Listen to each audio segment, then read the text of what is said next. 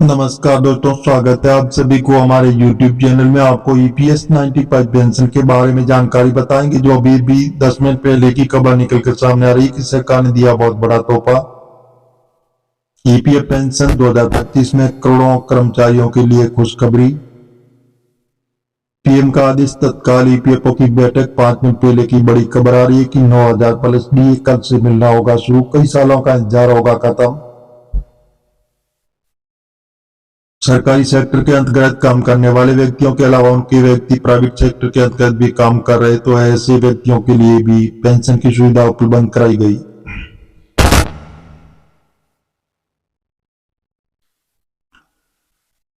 ये पेंशन की सुविधा EPFO की EPS पेंशन और ये प्राइवेट नौकरी करने वाले व्यक्तियों को प्रदान की जाती है। वर्तमान समय में प्राइवेट नौकरी करने वाले अनेक कर्मचारी समय समय पर इस पेंशन को प्राप्त कर रहे हैं। जो वही अभी के समय में जो व्यक्ति रिक्वायरमेंट की सोच कर परेशान है, उन्हें जरूर ये इन पेंशन के बारे में जानकारी हासिल करनी चाहिए।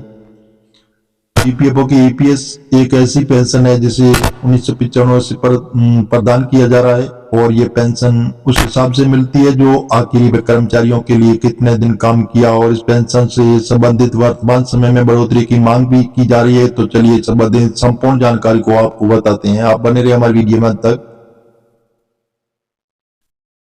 आपको स्टेप बाय स्टेप आज की ताजा जानकारी मिलेगी। तो जी हाँ दोस्तों, इसके बारे में विस्तार पूर्वक आपको जानकारी बताएंगे।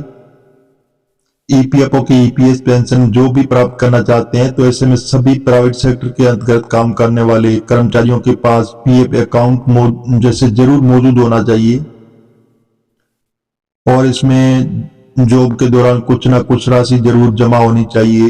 EPS कर्मचारी पेंशन स्कीम के लिए बेसिक सैलरी का 12% हिस्सा प्रोविडेंट फंड में जमा किया जाता है।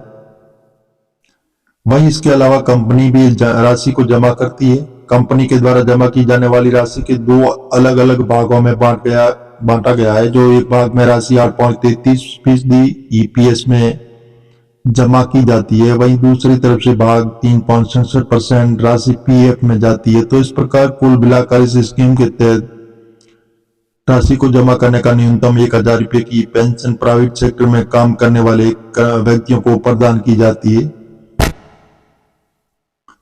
लेकिन महंगाई बहुत भी ज्यादा हो जाने की वजह से वर्तमान समय में इसमें बढ़ोतरी करने की मांग कर्मचारियों के द्वारा की जा रही है। कब और कितनी पेंशन मिलेगी? EPFO की EPS स्कीम के तहत जो प्रदान की जाने वाली पेंशन 58 वर्ष के बाद ही प्रदान की जाती है। वहीं वह पेंशन तब प्राप्त की जाती है जब व्यक्ति ने कम से कम 10 वर्ष तक नौकरी की हो। लेकिन ये जरूरी नहीं है कि लगातार नौकरी की जाए। अगर कैसे भी करके 10 साल पूरे कर दिए है तो भी स्कीम के तहत पेंशन प्राप्त की जा सकती है।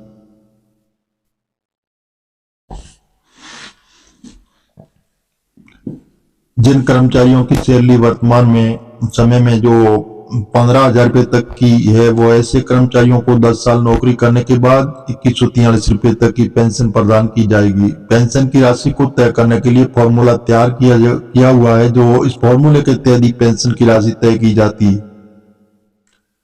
Formula monthly pension pensionable salary into pensionable service भाग 70 है। तो फॉर्मूले को ध्यान में रखकर कम या ज्यादा सैलरी होने पर उस हिसाब से भी कर्मचारी पेंशन की राशि को निकाल सकता है। पेंशन की राशि में बढ़ोतरी की मांग। वहीं वर्तमान समय में EPFO की EPS स्कीम से जुड़ने वाले कर्मचारी के द्वारा मिनिमम मंथली पेंशन में बढ़ोतरी की मांग की जा रही है, जिसकी वजह से संभावना जताई जा रही है कि मंथली पेंशन में बढ़ोतरी की जा सकती है, और बढ़ोतरी की होने की वजह से ज्यादा पेंशन कर्मचारियों को मिलेगी। जैसे वित्त मंत्री सीतारमण ने EPS 95 पेंशन के प्रतिनिधि मंडल के द्वारा मुलाकात की गई और उनकी मांगों को रखी गई थी, जिसमें न्यूनतम मासिक पेंशन को 7,500 करने की मांग की गई। इसके अलावा सभी पेंशन भोगी को मुफ्त चिकित्सा सुविधा भी मिलेगी। इसके अलावा विभिन्न मांगे की गई जिन्हें लेकर संभावना जताई जा रही है। अगर मांगों को स्वीकार किया जाता है तो लागू कर दिया जाएगा। तो ऐसी स्थिति में प्राइवेट सेक्टर के अंतर्गत नौकरी करने वाले कर्मचारी को अच्छा फायदा मिल जाएगा। सरकार के द्वारा फैसला लेकर पेंशन में बढ़ोतरी कर दी जाती है, तो ऐसे बुजुर्ग पेंशन भोगियों के लिए बहुत ही महत्वपूर्ण फैसला रहेगा और सबसे ज्यादा फायदा मिलेगा। ये जो फैसला है बुजुर्ग व्यक्तियों की वित्तीय सुरक्षा करेगा, तो वहीं मिलने वाली पेंशन की राशि को भी कर्मचारी अपनी जरूरत के अनुसार उपयोग में ले सकेंगे।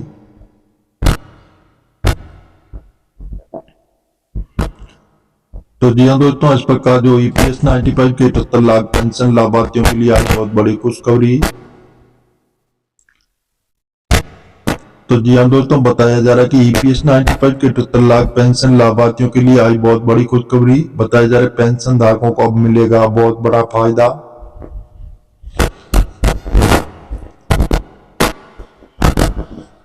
जो 10 मिनट पहले की खबर निकलकर सामने आ रही कि सरकार ने बहुत ही बड़ा ऐलान भी कर दिया।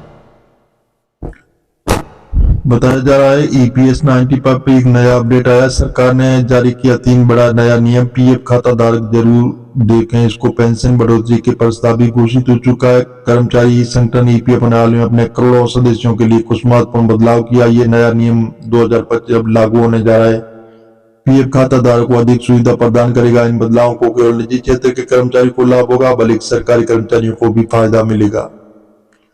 सरकार द्वारा लागू किए गए नए नियम पीएफ खाता धारक के लिए जैसे बहुत अच्छा साबित होगा। इन नियमों से लोगों को अपने रिटायरमेंट फंड को बेहतर तरीके से मैनेज करने में मदद मिलेगी, अपने भविष्य के लिए अधिक पैसा बचा सकेगा। और नए नियमों के बारे में आपको विस्तार से जानकारी बताते हैं।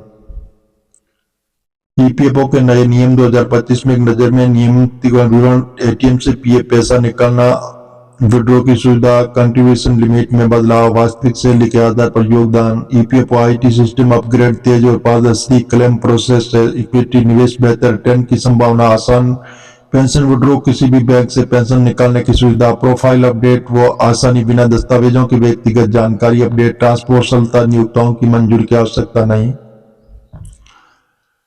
पेंशन पेमेंट सिस्टम तेज और त्रुटि मुक्ति पेंशन प्रोसेसिंग। इसके बारे में जो ईपीएस 95 पेंशन, ईपीएफओ से पेंशन की राशि कितनी होगी और कैलकुलेशन, एटीएम से पीएफ पैसा निकालने की सुविधा। ईपीएफओ ने एक बड़ा कदम उठाते हुए एटीएम कार्ड जारी करने का फैसला किया गया, जो इस कार्ड की मदद से पीएफ खाता धारक 24 घंटे कभी भी अपने फंड को निकाल सकेंगे। ये सुविधा वित्तीय वर्ष 2025-26 में शुरू होने की उम्मीद।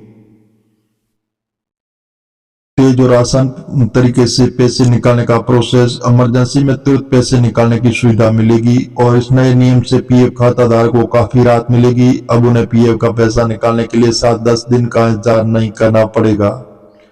कर्मचारी योगदान सीमा में बदलाव। वर्तमान में कर्मचारी अपनी बेसिक सैलरी 12% ईपीएफ खाते में जमा करते हैं, लेकिन अब सरकार इस नियम में बदलाव करने जा रही है। तो नया नियम के तहत कर्मचारी अपनी पूरी सैलरी के आधार पर ईपीएफ में योगदान कर सकेंगे।